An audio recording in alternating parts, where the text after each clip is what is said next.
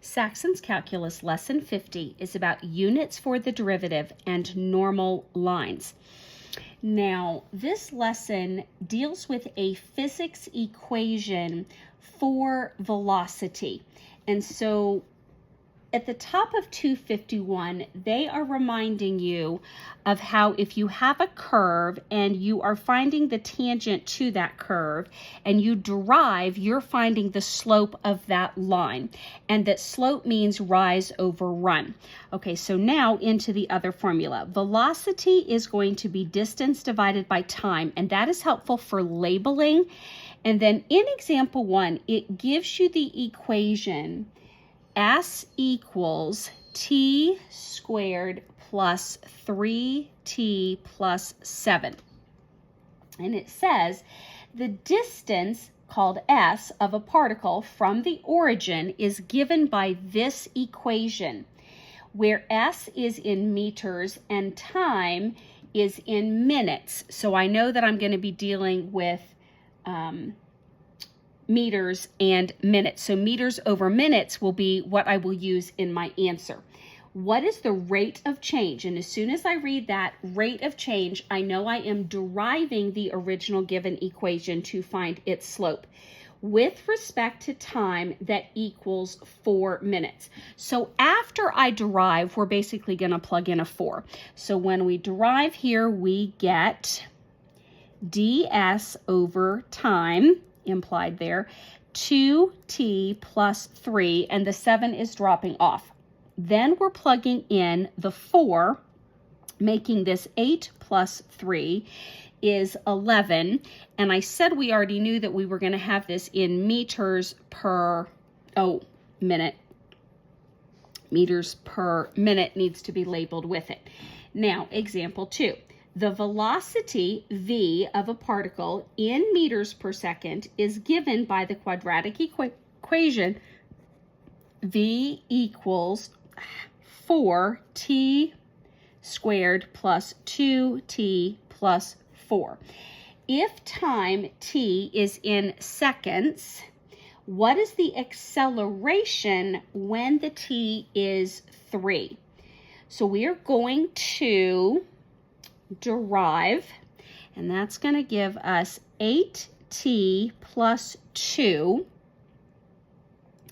and then we're going to plug in the 3 seconds that it asked for, so 24 plus 2, 26.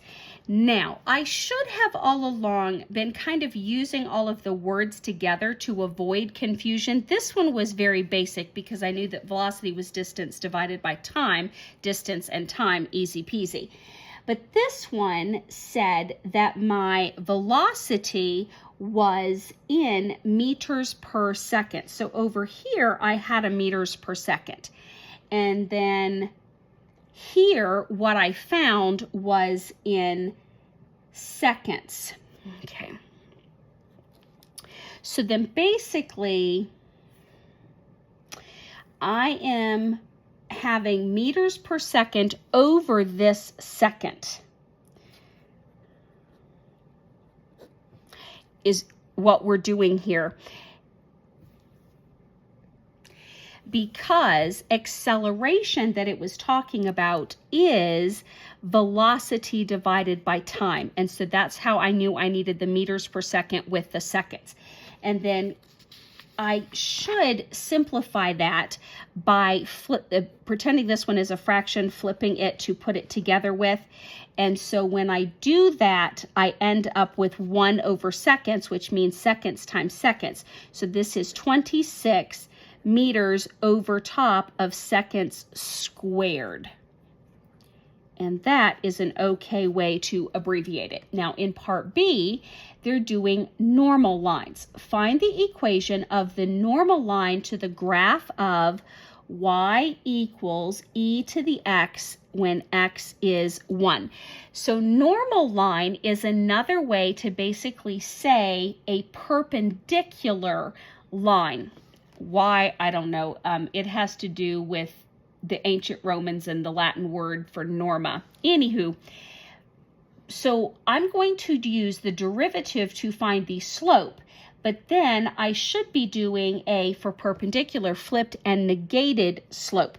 Well, when I derive that, I still get e to the x. So when I plug that in, I get e to the first.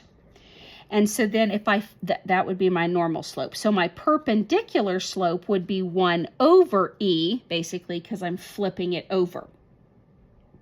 Now, it was looking for the equation of this line. So I found its slope, but I'm still filling into y equals mx plus b. So my m is now this 1 over e, but I need to plug in something for the y and the x to solve for the b.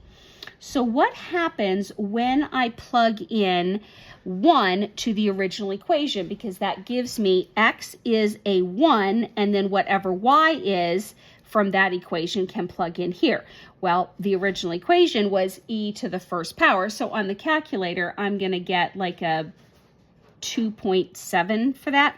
So filling in approximately 2.7 for e, and then 1 divided by that 2.7 gives me another decimal here. Subtract it from the 2.7. You should get that b is coming out approximately 3.09.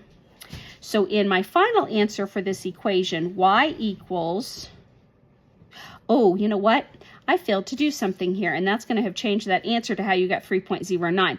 This was e to the first. I flipped it, but I didn't negate it. So this should have been a negative slope here. So when I did that, I added here. That's how it got to a larger number.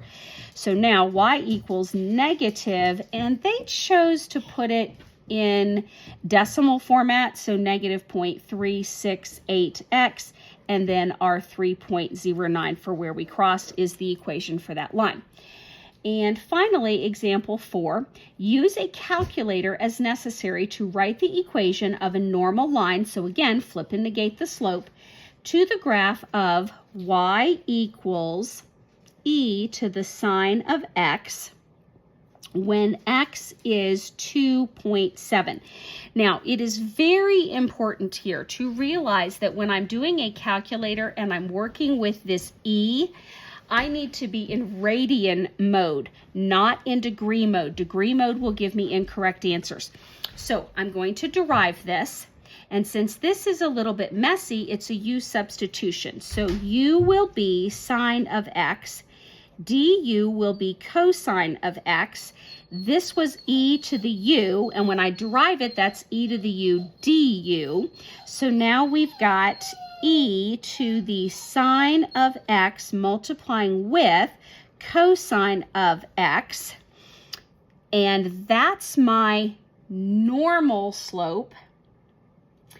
I need to flip and negate it. Now I'm looking to see, did they go ahead and plug that in before they flipped it?